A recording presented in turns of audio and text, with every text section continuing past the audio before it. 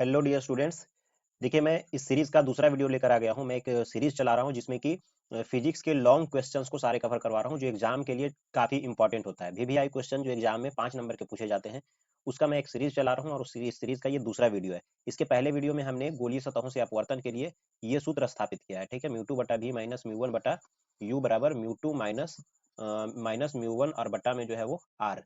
ये फार्मूला हमने प्रूफ किया है वहां पर, और इसका जो यूज है इस फार्मूले को प्रूफ करने के लिए होगा। ठीक है, अगर आपने वो वीडियो नहीं देखा है तो आई बटन पर लिंक आ रहा है, वहां पर जाकर के आप देख सकते हैं, या तो फिर इसका पूरा प्लेलिस्ट आपको मिल जाएगा इस सीरीज का। आप हमारे चैनल पर जाकर के अंदर आप प्लेलिस्ट देख सकते हैं, वहां से आपको वो सारे वीडियोस इस सीरीज के मिल जाएंगे। 5 नंबर के वो सारे टोटल क्वेश्चंस मैं इस पे करवा रहा हूँ। ठीक है, जो एग्जाम के पॉइंट ऑफ व्यू से काफी इंपॉर्टेंट होता है, और एग्जाम में यही सारे क्वेश्चन जो है वो आते हैं। ठीक है, तो अभी से आप तैयारी करना शुरू कर दीजिए इन चीजों पर। और मैं फिलहाल रे ऑप्टिक्स से शुरू किया हूँ, फिर उसके बाद में वेब ऑप्टिक्स, उसके बाद में फिर इलेक्ट्रोस्टैटिक्स, और इसी तरीके से मैं पूरा फिजिक्स का कवर करवा दूंगा, जिसमें कि 5 नंबर के क्वेश्चन जहां जहां से भी पूछे जाते हैं। ठीक है, तो आप इस सीरीज को जरूर देखिए, और अगर ये वीडियो आपको पसंद आता है तो वीडियो लाइक करिए और हमारे चैनल को सब्सक्राइब जरूर कर दीजिए। ठीक है, तो चलिए हम इस वीडियो को शुरू कर लेते हैं। देखिए, हमें सिद्ध करना क्या है कि पतले लेंस के लिए सिद्ध करिए 1/f बराबर mu minus one into 1/r1 minus 1/r2। ठीक है, ये हमें सिद्ध करना है पतले लेंस के लिए, या इसी को लेंस मेकर फार्मूला भी कहा जाता है। ठीक है, लेंस मेकर सूत्र भी कहा जाता है। तो एग्जाम में ये भी लिखा हो सकता है कि लेंस मेकर फार्मूला को स्थापित करिए या लेंस मेकर सूत्र को स्थापित करिए, तो यही चीज होता है। ठीक है, चलिए हम इसके लिए क्या करते हैं, पहले एक फिगर बना लेते हैं। ठीक है, हम क्या करेंगे कि पतले लेंस ले लेंगे। चलिए हम एक लेंस बना देते हैं यहाँ पर। देखिए, ये मान लो क्या है, ये एक लेंस है। ये लो, ये हमने क्या किया, एक लेंस बना दिया। और इस लेंस के लिए हम क्या करते हैं, एक प्रधान अक्ष खींच देते हैं सबसे पहले। ठीक है, चलिए यहाँ से हम क्या करते हैं, इसका एक प्रधान अक्ष खींच देते हैं। ये लीजिए, हमने क्या किया, इस लेंस के लिए एक प्रधान अक्ष खींच दिया। ठीक है, जो जिसका जो प्रकाशिक केंद्र है वो पॉइंट ओ है। ठीक है, ये जो पॉइंट है वो प्रकाशिक केंद्र, इस पॉइंट को हम ओ कह देते हैं, या ओ डैश कह देते हैं। और यहाँ पर ओ जो है वो एक बिंदु वस्तु है। ओ पॉइंट ओ पर, प्रधान अक्ष पर पॉइंट ओ है, जहां पर एक वस्तु है। ठीक है, इस पॉइंट के ऊपर, इस पॉइंट पर जो है वो एक बिंदु वस्तु है। ठीक है, और इस बिंदु वस्तु से जो प्रतिबिंब बनेगा इस लेंस के द्वारा, इस बिंदु का जो प्रतिबिंब बनेगा, इस वस्तु का, यहाँ पर रखे वस्तु का इस लेंस के द्वारा जो प्रतिबिंब बनेगा वो कहाँ बनेगा, उसको हम देख लेते हैं। तो यहाँ से इस पॉइंट ओ से, इस पॉइंट ओ से चलने वाला प्रकाश किरण मान लेते हैं इस सतह पर, लेंस के इस सतह पर पहले क्या होता है, आपतित होता है।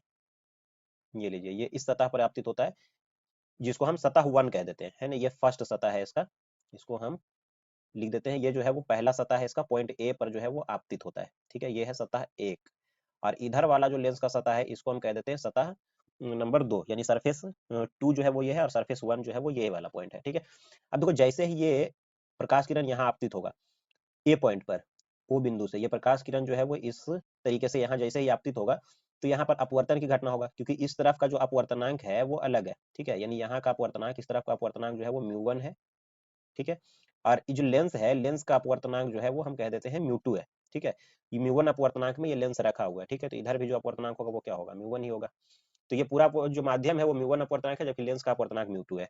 अब इस सिचुएशन में होगा क्या, कि यहाँ पर प्रकाश का अपवर्तन होगा, क्योंकि प्रकाश म्यू वन से म्यू टू माध्यम में जा रहा है। और हम ये भी कह देते हैं कि म्यू वन जो है वो क्या है, छोटा है म्यू टू से, मतलब ये सघन माध्यम है लेंस वाला, और जिस माध्यम में रखा है वो विरल है। तो ये प्रकाश किरण जो होगा वो कहीं ना कहीं वो इस तरफ मुड़ जाएगा। ठीक है, यानी यहाँ पर अपवर्तन की घटना होगा, और प्रकाश किरण जो होगा वो कहीं इस तरफ मुड़ेगा। ठीक है, यानी इसको जाना इस तरफ में था, लेकिन ये जो होगा वो मुड़ जाएगा। और मुड़ने के बाद आप देखना, इसको देखो, मुड़ने के बाद अगर आप देखोगे तो ये कहाँ जाएगा, ये कहीं ना कहीं आपको प्रधान अक्ष से जाकर टकराएगा। ठीक है, देखिए, ये प्रधान अक्ष के साथ मान लेते हैं इस पॉइंट पर टकराता है। ठीक है, ये जो पॉइंट है इस पॉइंट पर प्रधान अक्ष पर ये टकराता है, मान लो।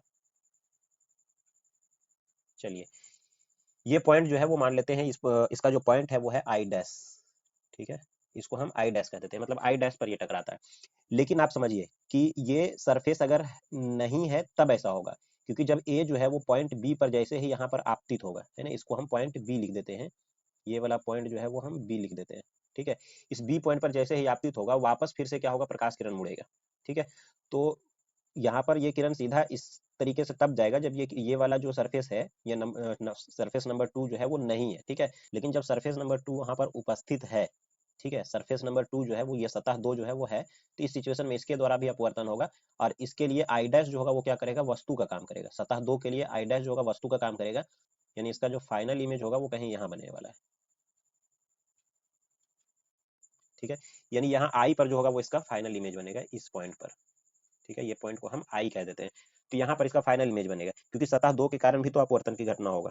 अब इसके लिए हम दोनों पॉइंट पर, सतह 1 पर जो पॉइंट ए है जहां आपतित हुआ है, और सतह 2 पर जो पॉइंट बी है यहाँ पर जो आपतित हुआ है, इन दोनों पर हम क्या करेंगे, एक अभिलंब खींचेंगे। अब देखो सतह 1 के लिए अभिलंब जो होगा वो किस तरफ जाएगा, अभिलंब जो होता है वो हमेशा सेंटर से होकर जाता है। ठीक है, अब देखो इस सतह के लिए मान लेते हैं सेंटर यहाँ पर है। ठीक है, यहाँ पर है सेंटर, यानी इस सतह के लिए सेंटर जो है वो मान लेते हैं ये वाला है, इसको हम C1 कह देते हैं। और ये वाला सरफेस के लिए, सतह 2 के लिए जो सेंटर होगा वो इस तरफ होगा, और इसको हम C2 कह देते हैं। ठीक है, C1 और C2 जो है वो दोनों सतहों के लिए वक्रता केंद्र हो गया। अब इस पॉइंट ए पर जो अगर हम अभिलंब खींचते हैं, तो ये पॉइंट ए पर अभिलंब कहाँ से होकर जाएगा वो देखिए, यानी पॉइंट ए पर अगर अभिलंब खींच दें हम ऐसे, देखिए तो ये पॉइंट ए पर अभिलंब हो गया। इसी तरीके से पॉइंट बी पर जब हम अभिलंब खींचेंगे, तो देखिए यहाँ पर हम पॉइंट बी पर अभिलंब खींच देते हैं। ये देखो, यानी ये जो हो गया पॉइंट बी पर अभिलंब हो गया, इसको हम नाम दे देते हैं, ये अभिलंब को हम कह देते हैं N1 और इसको हम कह देते हैं N2। ठीक है, N1 और N2, और ये जो पॉइंट है यहाँ पर हम कह देते हैं इसको P, और इस पॉइंट को हम कह देते हैं Q, यानी ये जो लेंस का दोनों अपवर्तक सतह है उस पर वो पॉइंट है P और Q। ठीक है, तो एक बार फिर से इस फिगर को हम समझा देते हैं कि ये जो लेंस है ये एक पतला लेंस है, ये एक ऐसे माध्यम में रखा है जिसका अपवर्तनांक क्या है, μ1 है। ठीक है, इस लेंस का स्वयं अपवर्तनांक जो है वो μ2 है, और ये प्रधान अक्ष है, प्रधान अक्ष पर जो है वो एक बिंदु वस्तु है O। ठीक है, O पॉइंट पर जो है एक बिंदु वस्तु है। अब यहाँ से देखो चलने वाली जो किरण है वो किरण क्या है, ये वाला OA। अब जैसे ही ए सतह पर पड़ेगा तो इसका अपवर्तन होगा, और अपवर्तन होकर के कहाँ जाएगा, I डैश दिशा में। लेकिन I डैश दिशा में तब जाएगा ना जब यहाँ पर ये वाला सतह जो होगा वो अनुपस्थित होगा, ये सतह नहीं रहेगा। ठीक है, यानी सतह 2 जो है वो उपस्थित नहीं होगा। लेकिन जैसे ही सतह 2 रहेगा तो यहाँ पर जैसे ये किरण यहाँ पर जैसे बी पॉइंट पर पहुंचेगा तो फिर से फाइनल अपवर्तन फिर से होगा, और ये यहाँ पर बनेगा। ये सिर्फ हम कल्पना कर रहे हैं कि यहाँ जाएगा, यहाँ जाएगा नहीं है ना I डैश पर, क्योंकि जैसे ही सतह पर पड़ेगा वापस क्या हो जाएगा, I पॉइंट पर ये प्रकाश किरण आएगा। ठीक है, तो इस फाइनल प्रतिबिंब जो होगा वो कहाँ बनेगा, इस I पॉइंट पर बनेगा। ठीक है, ये प्रकाश किरण वो इस डायरेक्शन में चला आएगा, और फाइनल इमेज जो होगा वो I पर बनने वाला है। और क्योंकि अब I पर इमेज कैसे बन रहा है, 2 किरण काटना चाहिए, तो एक किरण हम ये मान लेते हैं कि प्रकाशी केंद्र से ही जा रहा है। ठीक है, प्रधान अक्ष पर होता हुआ ऐसे निकल रहा है। ठीक है, ऐसे निकल रहा है, तो ये किरण यहाँ पर काट रहा है, इसी वजह से यहाँ इमेज बन रहा है। ठीक है, तो दूसरे सतह के लिए I डैश जो होगा वो क्या करेगा, वस्तु का काम करेगा। ठीक है, अब देखो सारा डायमेंशन हम लिख देते हैं इसका, इसका डायमेंशन क्या क्या है वो देख लो। हम ये कह देते हैं यहाँ से यहाँ तक, ये जो होगा वो क्या कहलाएगा, इसकी वस्तु की दूरी हो जाएगा। ठीक है, जिसको हम u लिख देंगे, यानी ये जो हो गया वस्तु की दूरी u। इसके बाद देखो यहाँ से यहाँ तक, ये वाला मतलब यहाँ से यहाँ तक अगर देखोगे तो ये क्या कहला जाएगा, v कहला जाएगा, v डैश एक्चुअल में हम कह देंगे। ठीक है, एरो निशान लगा देते हैं यहाँ पर, यहाँ तक जो हो गया वो हो गया u, और फिर यहाँ से यहाँ तक जो है वो क्या हो जाएगा, इसको हम v डैश कह देंगे। मतलब सतह 1 के द्वारा जो प्रतिबिंब बन रहा है I डैश, उसकी दूरी को हम v डैश कह देते हैं।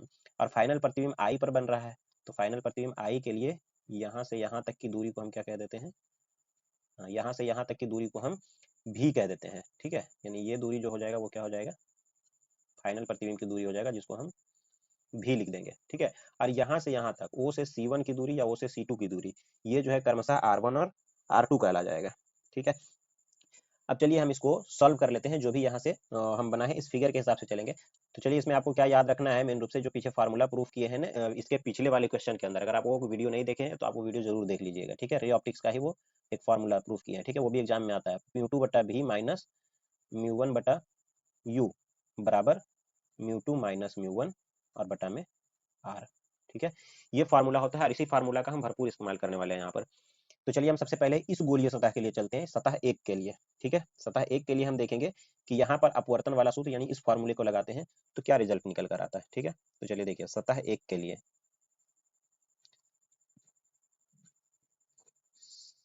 सतह 1 के लिए, अब देखो सतह 1 के लिए हम फार्मूला लगाएंगे, इसका वस्तु की दूरी क्या हो गया, वस्तु की दूरी तो u हो गया, और अपवर्तनांक μ2 जो इधर का अपवर्तन, इसके बाद का अपवर्तनांक इसको μ2 कहेंगे, और इसके लिए प्रतिबिंब जो हो गया वो कहाँ बनता है I डैश पर, मतलब v डैश। तो प्रतिबिंब की दूरी, अपवर्तनांक तो μ2 रहेगा, μ2, लेकिन जो प्रतिबिंब की दूरी भी है उसको हम क्या कहेंगे, प्रतिबिंब की दूरी इस सतह के लिए जो बन रहा है वो v डैश है, तो v डैश कह देंगे। तो μ2 बटा v डैश माइनस इसका इधर का जो अपवर्तनांक है वो क्या है, μ1 और बटा में वस्तु की दूरी जो है वो इसके लिए क्या है, u है, तो u कह देंगे। और उसके बाद क्या हो जाएगा, μ2 माइनस μ1 और बटा में नीचे क्या हो जाएगा, इस सतह के लिए यानी सतह 1 के लिए त्रिज्या हम मान लेते हैं r1, तो ये क्या हो जाएगा r1। ठीक है, तो म्यू टू बटा V dash minus mu one बटा यू बराबर mu two minus mu one बटा r1, ये आ गया। इसको हम कह देते हैं फर्स्ट इक्वेशन। ठीक है, ये पहला समीकरण हो गया। इसके बाद आप चलिए सतह 2 के लिए। ठीक है, अब हम देखते हैं इसी प्रकार क्या सतह 2 के लिए, यानी इसी प्रकार सतह 2 के लिए, यानी कि जब हम सतह 2 के लिए देखेंगे इस सतह के लिए, तो इस सतह के लिए आई डैश जो होगा ना, वो इस सतह के लिए आभासी वस्तु का काम करेगा। ठीक है, और फाइनल प्रतिबिंब जो हो जाएगा वो आई पर होगा। मतलब ये इसके लिए वस्तु की दूरी ये हो जाएगा वी डैश, और प्रतिबिंब की दूरी जो हो जाएगा वो क्या हो जाएगा वी हो जाएगा। तो सतह 2 के लिए हम यहाँ लिख देते हैं आई डैश जो है वो वस्तु का काम करता है, वस्तु का काम करेगा। ठीक है, तो इसलिए यहाँ पर क्या हो जाएगा, अपवर्तन का जब हम सूत्र लगाएंगे और इस तरफ वस्तु का काम करेगा, तो इसके लिए क्या हो जाएगा, इस तरफ के लिए जो अपवर्तनांक है, जैसे प्रकाश किरण आपतन आपतित किरण तो ये हो गया, अपवर्तित ये हो गया, तो इधर का जो दूसरा वाला माध्यम है वो तो म्यू वन है, तो दूसरा वाला माध्यम को हम लिखते हैं पहले म्यू वन। जैसे कि यहाँ पर दूसरा वाला माध्यम लिख रहे थे ना कि पहले ये पहला माध्यम म्यू वन से जा रहा है, प्रवेश कर रहा है म्यू टू में, लेकिन ये किरण दूसरे सतह के लिए म्यू टू से जा रहा है, प्रवेश कर रहा है म्यू वन में, तो इसीलिए यहाँ पर हम म्यू टू की जगह म्यू वन लिखेंगे। और बटा प्रतिबिंब की दूरी क्या हो जाएगा, प्रतिबिंब की दूरी इसके लिए फाइनल प्रतिबिंब जो बन रहा है वो कहाँ बन रहा है, भी पर बन रहा है, यानी आई पर बन रहा है, तो आई की दूरी हम क्या मान रखे हैं भी, तो ये हो जाएगा म्यू वन बटा भी माइनस म्यू टू बटा, अब देखो वस्तु की दूरी यहाँ पर क्या हो जाएगा, इसके लिए आई डैश वस्तु का काम कर रहा है, तो वस्तु की दूरी जो हो जाएगा वो भी डैश हो जाएगा, तो यहाँ पर हम कर देंगे भी डैश और बराबर mu one minus mu two और बटा में क्या हो जाएगा r2।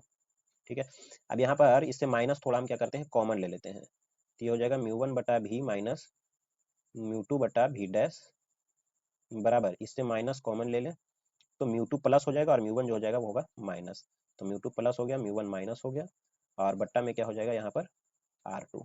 ठीक है, इसको हम कर देते हैं सेकेंड इक्वेशन।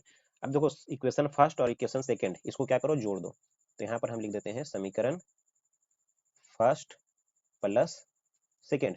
अगर फर्स्ट और सेकेंड को अगर हम जोड़ दें तो म्यू टू बटा बी डैश प्लस में और म्यू टू बटा भी डैश ये वाला देखना माइनस में, ये कैंसिल हो जाएगा, तो यहाँ पर क्या बच जाएगा, देखो यहाँ बच जाएगा म्यू वन बटा भी माइनस यहाँ पर म्यू वन बटा यू बराबर, यहाँ देखो mu two minus mu one बटा आर वन और यहाँ पे भी mu two minus mu one बटा आर वन, बट ये माइनस में है, तो ऊपर वाला प्लस में है, तो यहाँ लिख देते हैं mu two minus mu one और बटा क्या हो गया आर वन, और माइनस माइनस में यहाँ भी है mu two minus mu two minus mu one और बटा में क्या हो जाएगा इसमें है r2। ठीक है, अब चलिए हम इस तरफ चलते हैं, इसको मिटा देते हैं जो हम आपको यहाँ पर बताए थे कि इसका यूज कर रहे हैं। ठीक है,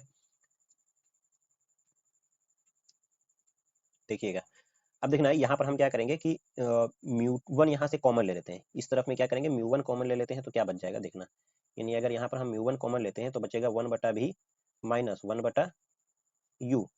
ठीक है, बराबर, अब यहाँ देखो mu two minus mu one इसमें भी है, म्यू टू माइनस वन इसमें भी है, म्यू वन इसमें भी है, तो इसको हम कॉमन ले लेते हैं mu two minus mu one, ये कॉमन आ गया mu two minus mu one, तो यहाँ पर देखो क्या बच गया वन बटा आर वन यहाँ बच जाएगा और यहाँ वन बच जाएगा और नीचे r2, यानी अंदर जो बच गया वन बाई आर वन, यहाँ बच जाएगा वन बटा आर वन और माइनस वन बटा r2। ठीक है, ये बच गया। अब देखो वन बटा भी माइनस वन बटा यू, किसी भी लेंस के लिए वन बटा भी माइनस वन बटा यू बराबर क्या हो जाता है वन बटा एफ, लेंस फॉर्मूला आप तो क्लास 10 में भी पढ़े होंगे, 12th में भी पढ़े होंगे इसको, तो वन बटा भी माइनस वन बटा यू बराबर क्या हो जाता है वन बाई एफ, तो यहाँ पर हम लिख देंगे इस चीज को कि one but mu one into one by F, यहाँ पर एफ लिख देंगे, वन बटा बी माइनस वन बटा यू बराबर वन बाई एफ हो गया, और ये हो गया म्यू टू माइनस का म्यू वन और इंटू हो जाएगा one by R one minus one by R two. अब देखो म्यू वन जो है वो ये वाला म्यू वन गुना में है, इस तरफ ले आएंगे तो यहाँ पर भाग लग जाएगा। ठीक है, तो वन बाई एफ बराबर क्या हो जाएगा, म्यू वन इधर आ जाएगा तो भाग लग जाएगा, तो म्यू टू में भाग लग जाएगा म्यू वन से, तो म्यू टू बटा म्यू वन माइनस फिर म्यू वन में भी भाग लग जाएगा, तो म्यू वन में म्यू वन से भाग देंगे तो क्या बन जाएगा वन बन जाएगा। ठीक है, और इंटू में यहाँ पर बच गया कितना वन बाई आर वन और माइनस हो जाएगा वन बाई आर टू। ठीक है, यहाँ पर वन बाई आर टू हो गया।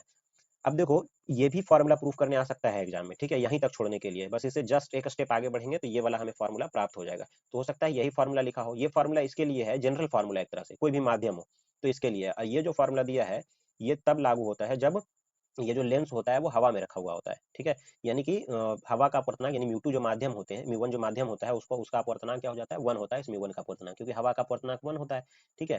तो जब हवा का अपवर्तनांक होता है तब ये फार्मूला लागू होता है, लेकिन अगर अन्य माध्यम में लेंस होगा तो हम इस फार्मूले का इस्तेमाल करते हैं। तो हो सकता है एग्जाम में ये फार्मूला रहे तो यहीं तक छोड़ देंगे, ठीक है, लेकिन हमें ये फार्मूला लिखा हुआ है तो यहाँ पर हम एक चीज लिख देते हैं कि यदि यदि म्यू1 बराबर क्या हो जाए 1, ये म्यू1 बराबर 1 किसके लिए होता है, हवा के लिए, हवा के लिए, ठीक है, तथा और क्या लिख देते हैं, तथा म्यू2, म्यू2 को हम क्या लिख देते हैं, म्यू लिख देते हैं। म्यू2 बराबर हम क्या कर रहे हैं म्यू, क्योंकि जब म्यू1 बराबर 1 हो जाएगा, म्यू1 रहेगा ही नहीं तो म्यू2 लिखने से फायदा नहीं है, म्यू2 को हम सीधा सीधा म्यू लिख देते हैं, ठीक है।